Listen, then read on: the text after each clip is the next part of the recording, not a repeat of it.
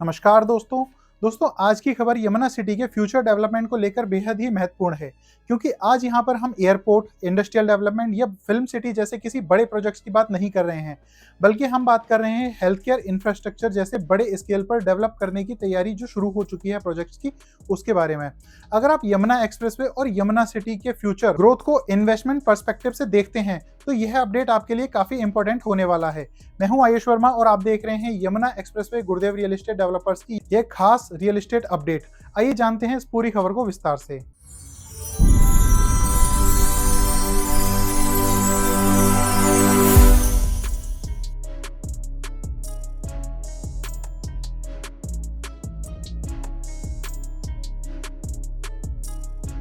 दरअसल दोस्तों लाइव हिंदुस्तान की 11 अगस्त की रिपोर्ट के मुताबिक Yamuna expressway industrial development authority यानी कि यीडा यमुना सिटी के सेक्टर 13 और 14 में लगभग 189 एकड़ जमीन पर एक बड़े मेडिकल हब को डेवलप करने की तैयारी कर रहा है। इसके लिए जमीन को आइडेंटिफाई करने की प्रक्रिया चल रही है और अथॉरिटी की तरफ से प्रोजेक्ट को ग्राउंड पर लाने की तैयारी की जा रही है।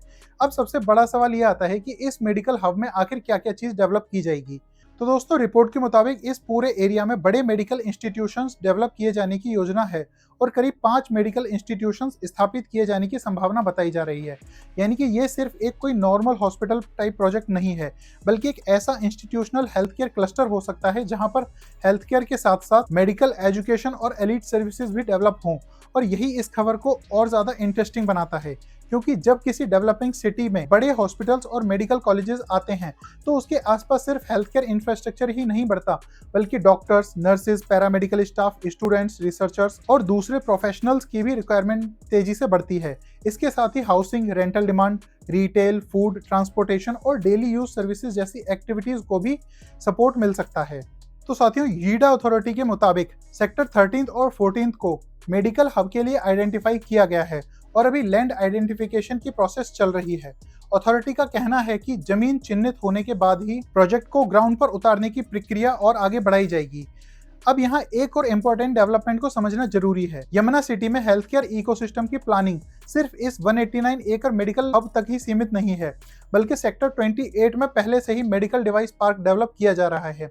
यीडा की ऑफिशियल इंफॉर्मेशन के मुताबिक मेडिकल डिवाइस पार्क लगभग 350 एकर्स में प्लान्ड है। यहाँ मेडिकल डिवाइस मैन्युफैक्चरिंग यूनिट्स के साथ साथ कॉमन फैसिलिटीज और एडवांस्ड इंफ्रास्ट्रक्चर डेवलप किया जा रहा है। मतलब एक तरफ सेक्टर 28 में मेडिकल डिवाइसेस की मैन्युफैक्चरिंग और टेक्नोलॉजी इकोसिस्टम तैयार किया जा रहा है और वहीं दूसरी तरफ सेक्टर 13 एंड 14 में मेडिकल एजुकेशन और हेल्थ केयर इंस्टीट्यूशंस के लिए बड़ा इंस्टीट्यूशनल क्लस्टर तैयार करने की योजना चल रही है। अगर ये दोनों ही डेवलपमेंट्स प्लान तरीके से एग्जीक्यूट होते हैं तो यमुना सिटी में एक ब्रॉडर हेल्थ केयर इकोसिस्टम बन सकता है, जहां medical education, health care services, medical device manufacturing और स्किल्ड एम्प्लॉयमेंट एक दूसरे को सपोर्ट कर सकते हैं और इसका एक बड़ा फायदा आसपास के रेजिडेंट्स को भी मिल सकता है।